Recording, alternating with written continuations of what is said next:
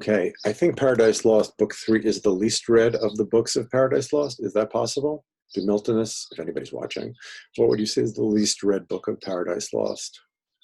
Book 3, maybe book 7, that's the creation of the world. Books 11 and 12 have a bad reputation, but I think that people read them. I mean, I just never teach them. I very rarely teach this part of the poem when I teach it in a survey course, almost never. And even in the past, I haven't spent so much time of it on in a seminar. The first part of book 2 is Satan ostensibly taking advice from his archangel friends about what to do. They decide that they are going to disturb God's providence, which is a significant, that's Milton's verb, to disturb God's providence. The way in which, I guess the question is, so they give their different opinions about what they're going to do, Malach and Belial and another one. And the question then is, if you're going to, what does it mean to disturb God's providence? I think Satan probably ignores them anyway, decides to do what he wants to do. To disturb God's providence would be to make something happen that God does not anticipate. It doesn't have to be maximal, meaning in order for, in Satan's world, from his narrative perspective, in order for him to win, all he has to do is show that God is not entirely in control of the narrative. He doesn't even have to author the narrative himself. In a sense, by inserting something that God does not anticipate, Satan undermines God's narrative paradigm, by which I mean God's narrative paradigm, the one that begins with the tick and ends with the talk. And even though it might still do that, I mean, I guess from God's perspective, Satan is saying, you are not all powerful. If the Christian God, if Milton's God is all good, all powerful, and all knowing, we talked about the all good part in dealing with the question of theodicy. Here is the question of both all powerful and all knowing. Can something happen in time that God does not anticipate, or no? So that's Satan's very minimalist agenda, disturbing God's providence. So then in the book, in book 3, Satan goes on a journey. I think it's compared a couple of times to Odysseus's journey. And that journey is through chaos. That in order for Satan to get from where he is in hell to that world that they heard rumors about. I mean, so that's how they're going to disturb God's providence. They're going to find a way to upset God's creation. Or in some way to make it move in a way that God does not anticipate. So Satan is on his way to the world. And he has to navigate through chaos, which I think is tohu vavohu. That is, the earth was void, and whatever it was. The earth is in that state of before the state of matter before creation. But he transverses that, and then he has a meeting. Let's read just a little bit of it from. I think maybe I wanted a little bit earlier. So as Satan is crossing over, he meets an execrable shape. Whence and what art thou, execrable shape, that darest thou grim and terrible advance thy miscreated front athwart my way to yonder gates? This is the gates of hell. I think there are similar gates in Homer and in Virgil. Though through them I meant to pass, that be assured without leave asked of thee. Retire or taste thy folly, and learn by proof, hell born not to contend with spirits of heaven. Watch yourself, Satan says to this unidentified person or entity. I think in a way this is the most Spencerian part of Paradise Lost in language and in character. I'm not really sure why he does that, but Dr. Johnson looks back on this and says, well, he put too much allegory in the poem, and these allegorical characters seem real, and he shouldn't have done that. And that's one of the reasons book 2 isn't read that much, I think, because it's seen as kind of artistically not interesting. To whom the goblin, full of wrath, replied, Art thou that traitor angel? Art thou he who first broke in peace in heaven and earth, till then unbroken, and in proud rebellious arms drew after him the third part of heaven's sons, conjured against the highest, conjured. Conjuring in Shakespeare is good, conjuring in Milton is bad. Against the highest, for which thou and they, outcast from God, are here condemned to waste eternal days in woe and pain. Are you that guy? And reckonest now thyself with spirits of heaven, hell doomed, and breathe this defiance here in scorn, where I reign king, and to enrage thee more, thy king and Lord? Back to thy punishments, false fugitive, and to thy speed add wings, lest with a whip of scorpions I pursue thy lingering. With one stroke of this dark, strange horrors seize thee, and pangs unfelt before. So spake the grisly terror, and in shape so speaking and so threatening grew tenfold more dreadful and deformed. On the other side, incensed with indignation, Satan stood, unterrified, and like a comet burnt that fires the lens of Ophiuchus is huge in the Arctic sky, and from his hard hair shakes pestilence and war. Each at the head leveled his deadly aim.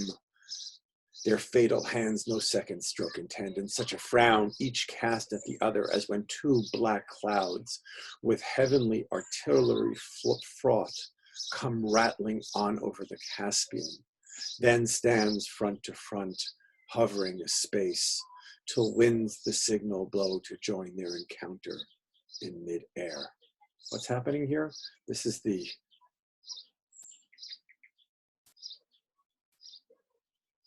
each had said that Satan and this other figure are aiming at each other. It's like the showdown at the OK Corral. They're getting ready for this seemingly final encounter, or an encounter that will lead to the death of one or the other. And the metaphor here is, as when two black clouds with heaven's artillery fraught, oh, that must be rain or thunder and lightning, come rattling on over the Caspian, then stand front to front, hovering a space till winds the signal blow to join their encounter in midair. So frowned the mighty combatants that hell grew darker at their frowns, so much they stood. We see as the clouds get darker, so does hell. For never but once more, that's obviously a reference to his Lycidas, yet once more. For never but once more was either like to meet so great a foe. But for never but once more, which includes both never, meaning this is going to be it, or but once more, it will happen again, I think. Right. So I guess the question is that, okay, so here it says, for never but once more, when each is met by the triumphant Christ, an even greater foe. One more time. So frown the mighty combatants, that hell grew darker at their frown. So matched they stood, for never but once more was either like to meet so great a foe. Still don't know how to read the never but once more, it's hard to read. It obviously means what the editor says, but it seems also to suggest that maybe this won't happen again, that this is final.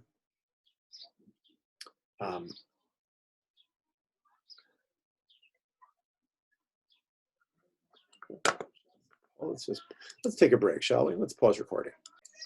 Okay, so we see that first encounter between Satan and this unknown figure. And here, let's start in 752. All on a sudden, miserable pain surprised thee. Dim then thine eyes. This creature is now talking to Satan. And dizzy swum in darkness while thy head flames thickened fast, through forth, till on the left side, opening wide, likest to thee in shape and countenance bright, then shining heavenly fear, a goddess armed out of thy head I sprung. Wow. So who's that? So it's Athena jumping out of Zeus's head. But here it's this creature. Amazed seized all the host of heaven back there. He recoiled afraid at first and called me sin. Very Spenserian, right? You see it first and then it's named. And for a sign portentous held me. But familiar grown, I pleased at first and called me sin, and for a sign portentous held me. Why is it portentous? What does it look forward to? But familiar grown I pleased, and with attractive graces won the most diverse thee chiefly. Don't you remember? Who full oft thyself in me thy perfect image viewing, became enamorist. And such joy thou tookest with me in secret that my womb conceived a growing burden. This is a definition of a bad relationship. The most averse, thee chiefly, who full oft thyself in thee, and in me thy perfect image viewing. This is a relationship as narcissism. In me, thy perfect image viewing. What do you like about me? You see yourself in me.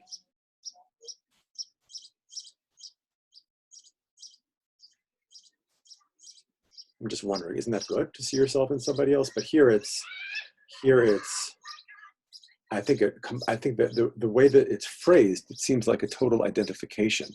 In me, thy perfect image viewing. Thyself, right? Thyself in me, thy perfect image viewing. Two thys and one me. And the me is, you know, I knew it was, I mean, I just read the line without kind of thinking about it, but it's just the way it's constructed, which I half remembered before talking about it. Became enamored, and such joy thou tookest with me in secret that my womb conceived a growing burden. Sounds like a match made in heaven here. Satan and his forgotten wife, who turns out to be sin. And the lovely baby is going to be, people seem to be having a nice time outside. A little distracting, but let's go on with it. So now we'll move on to the birth of these. Here, at last, this odious offspring, 781, this odious offspring of whom thou seest, thine own begotten. Oh, so sin and her daddy, Satan, have had kids, and here they are, breaking violent away toward through my entrails that with fear and pain distorted. All my nether shape thus grew transformed. That's right out of Spenser's Fairy Queen. I'm sure you people who remember the Fairy Queen, bad femininity is associated with nether shapes. The bad feminine is the underside, which for Spenser is always always represented as disgusting. All my nether shape thus grew transformed, but he, my inbred enemy, forth issued, brandishing his fatal dart, made to destroy.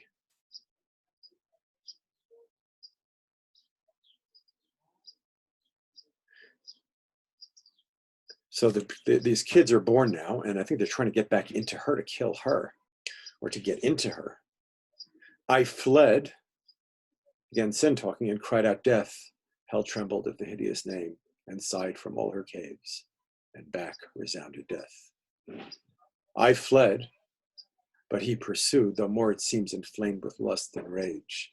And swifter far me overtook his mother all dismayed, and in embraces forcible and foul, engendering with me of that rape of God, these yelling monsters that with ceaseless cry surround me as thou sawest, hourly conceived and hourly born. I fled, but he pursued me, 790.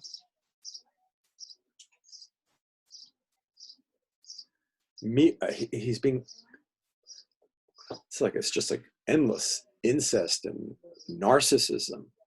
I think the firstborn is now pursuing sin with lust and rage, forcible and foul, engendering with rape begot, those yelling monsters that with ceaseless cry. If I'm getting the story wrong, make some, say a nasty comment, say something nasty in the comments. Surround me as thou sawest, hourly conceived and hourly born, with sorrow infinite to me. For when they list into the womb that bred them, they repast, and howl and gnaw my bowels, they repast. Then bursting forth, afresh with conscious terrors vex me round, that rest or intermission none I find. That this keeps on going. They keep on, they're marrowing into her, howling and gnawing her bowels. So she needs a solution. And here we go. Let's see what happens. Here's the part of the encounter where Sin finishes telling the story of death. And now we have her encounter with Satan. She finished, and the subtlest fiend his lore soon learned, now milder, and thus answered smooth. Dear daughter, since thou claimest me for thy sire, And my fair son, here showest me the dear pledge of dalliance, this language of romance to talk about this terrible offspring, had with thee in heaven and joys then sweet. Now sad to mention, Satan has really questionable taste when he talks about death, or uses romance language to talk about death, the dalliance between sin and death.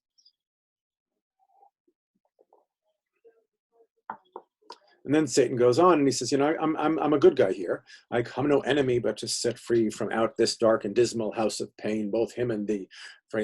When I first started teaching, which was a long time ago, and wasn't this long ago, but I think of the freedom fighters, the Sandinistas. I was not teaching it back then, but it was still kind of current. Here, Satan is he's like a Sandinista revolutionary. I come no enemy, or Che Guevara. I come no enemy to set free from out this dark and dismal house of pain. Interesting, when Satan is writing his own story, it's a romance, it's a revenge tragedy. It's like a revenge tragedy. I mean, he's this heroic character, but also revenge insofar that he's like coming out of that tradition of revenge tragedy. Hamlet is the most famous revenge tragedy that doesn't give the goods in the end. But here it's that language, I come no enemy, but to set free from out this dark and dismal house of pain. But also I think of the Spenserian hero, both him and thee and all thy heavenly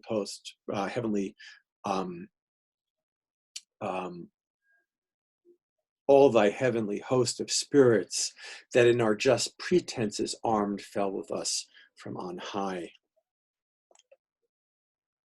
Let's go down a little further.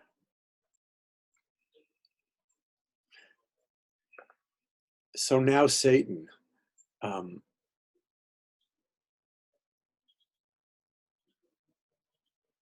he turns his attention to, so we're 834 now. A race of upstart creatures to supply perhaps our vacant room, the more removed, lest heaven surcharged with potent multitude might hap to move no broils. Be this or aught than this more secret now designed, I haste to know, and this once more shall soon return. Satan is going on a reconnaissance mission and bring you to the place where thou and death shall dwell at ease. Where is the reconnaissance mission to? It's getting crowded here in hell, especially with all this death all over the place. So we're going to need a new place to hang out, and bring you to the place where thou and death shall dwell at ease, and up and down unseen wing silently the buxom air. How so strange, right? The buxom air, we remember the buxom air from L'Allegro. I mean, it's got that connotation. Embalmed with odor, Satan is guilty of mixing genres, Embalmed with odors, there ye shall be fed and filled immeasurably, all things shall be your prey. He ceased, for both seem highly pleased, and death grinned horribly a ghastly smile to hear his famine should be filled, and blessed his maw, destined to the good hour. No less rejoiced his mother bade, and thus spake her sire. Milton's doing so many things here. It has to be pointed out that this is it's a mock version of the Trinity. Instead of having the Father, the Son, and the Holy Spirit, here we have the Father, Satan, sin, and death. I mean, they're not parallel, but there is that Trinity here, the Trinity of Satan, sin, and death. So that's there. In a way, the epic narrator is putting Satan in his place. You're not the main story here, Satan. You're a copy of something else. As you see, as I'm throwing off all of my 19th century assumptions about Paradise Lost. Not only that, but all the people in the profession who say Milton was at the devil's party. There's really no, I don't, when Blake says that, he's talking about aesthetics and not theology. Milton's poem is a poem in which he wants, as we've been saying a billion times, he is a writer who is taking responsibility, and he wants his readers to do likewise. That means being able to read his poem. It's hard. It's hard to read the poem. But Milton wants to create that audience. And he does a lot of things. His pedagogy is highly radical. So, because you got to think. So here, there's this mock Trinity, and also this super, in book 10, when Adam and Eve fall, Satan announces the building of Kfi Shesh, like, the Route 6 in Israel, the superhighway. And that superhighway, who's going on that superhighway toll free? Death. Back and forth, back and forth, back and forth. So Satan gets the sad instrument of their woe. Stanley Fisher here, thus saying from her side the fatal key set instrument of all her woe she took. Sin has she's got the key to the gates that get him out of chaos. Fish makes a big deal out of this. You should, as a reader, know that you're being caught out here. If you think it's not the sad instrument of all our woe, what the sad instrument of all, whether they had the key or not, Fish says, I think this makes sense in a way. The narrative, she's just a small part of the story, which is going to happen anyway. And the sad instrument of there is no sad instrument of the fall of man. The fall of man comes because Adam and Eve make a bad choice. So it is, in a way, misleading. But I think once we see Satan in his place, perhaps we understand that a little bit better. You're not satisfied with that reading. I'm not satisfied either, but the show must go on. Let's just turn to the end. Oh, I wanted to read this because I didn't understand it. So now I think Satan's getting out of there. He ceased, and Satan stayed not. We can read to the end here. He ceased, and Satan stayed not to reply, but glad that now his sea should find a shore. With fresh alacrity and force, renewed springs upward like a pyramid of fire into the wild expanse, and through the shock of fighting elements on all sides round environed wins his way. Harder, he's getting out of hell and going to chaos, I guess. Harder beset, I was wrong before, so whatever I said before about that place, he's going from hell into chaos, that in order to get to earth, he has to go through that. Harder beset and more endangered than when Argo passed through Bosporus betwixt the justling rocks, or when Ulysses on the larboard shunned Charybdis and by the other whirlpool steered. So Satan is here, seen through this classical lens. Argo, I don't know. Ulysses, we obviously do know. Satan is this, in this context, is this heroic character. So he with difficulty and labor hard moved on, with difficulty and labor he. But he once passed soon after when man fell, strange alteration. One more time. So he with difficulty and labor hard moved on. With difficulty and labor he. You see the repetition of difficulty, labor, and he labor hard. No, he difficulty, labor hard. The second line, it's with difficulty, labor, he. He, difficulty, labor, he. And I don't understand, what does that second line mean? Moved on with difficulty and labor, he. Oh, I guess it's like a rhyme. So like just a kind of stylistic. So he with difficulty and labor hard moved on, with difficulty and labor he. It's like a nursery rhyme. But he once passed soon after when man fell, strange alteration. Oh, I think we get the superhighway here. Sin and death amain, following his track, such was the will of heaven, paved after him a broad and beaten way over the dark abyss, whose boiling gulf tamely endured a bridge of wondrous length, from hell continuing, reached the utmost orb of this frail world. Wow, right? So all of this majestic language in relationship to Satan, through the architecture of hell, through the literary references, through the high style of wondrous length from hell, continued reaching the utmost orb of this frail world, by which the spirits perverse with easy intercourse pass to and fro, to tempt or punish mortals, except whom God and good angels guard by special grace. Grace. We know what grace means here in the theology of the poem. Grace would seem to be in contrast to free will. And that's the problem. I mean, I think maybe there's the extreme version of predestination. That's Calvin, I guess. And then there's a stronger emphasis on free will.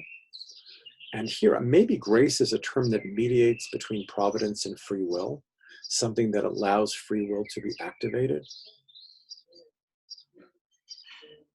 But now at last the sacred influence of light appears, and from the walls of heaven shoots far into the bosom of night a glimmering dawn. Homer. Here nature first begins her farthest verge, and chaos to retire, as from her utmost works a broken foe with tumult less and with less hostile din. That Satan with less toil, and now with ease wafts on the calmer wave by dubious light, and like a weather-beaten vessel holds gladly the port, though shrouds and tackle torn. Or in the emptier waste resembling air weighs his spread wings at leisure to behold. Far off the empyrean heaven extended wide in circuit, undetermined, square or round, with opal towers and battlements adorned of living sapphire, once his native seat. Oh my God. Remember I said something about it being an artistic failure? That's definitely not the case, right? It's just fabulous. I mean, I don't know, beautiful. It has the effect of giving you wonder or astonishment, which is probably what Milton doesn't want you to do. He wants you to reread it and make sense of it. So Satan gets out of chaos. And I think he has that experience. I'll give a worse metaphor. You know, when you're in turbulence as you're going up in a plane and suddenly you're in blue skies, that's what Satan is doing here. Wafts on the calmer wave by dubious light, and like a weather-beaten vessel holds gladly the port, those shrouds and tackle torn, meaning he went through something. Or in the emptier waste, resembling air, weighs his spread wings at leisure. So here, here's this. The first image is Satan surviving. The second image is Satan almost triumphant, at leisure to behold far off the imperial heaven, extended wide in circuit, undetermined square around, with opal towers and battlements adorned of living sapphire, once his native seat. So even though Satan is looking up at this, it's almost like he's included in the majesty of the story here, even though we know, I think it's looking, God and Satan are both present here. So you might say, well, God and present are both Satan. That providential story takes obvious precedence. But I think Satan somehow is represented as being part of that providential story, because he's looked at, not like we saw in book 1, as this terrible monster, but as this weather-beaten vessel, or who weighs his spread wings at leisure to behold far off the imperial heaven. I mean, it's cleaned up so Satan can be part of something which he really doesn't truly understand if he's reading it in this way. So he looks up, and fast by hanging in a golden chain, this pendant world. Do we get a picture of a pendant? Oh, this pendant world that's hanging like on a pendant, in bigness as a star, of smallest magnitude close by the moon, thither, full fraught with mischievous revenge, accursed, and in accursed hour he hies. The same alliteration opens book 3, okay? A lot of he's there.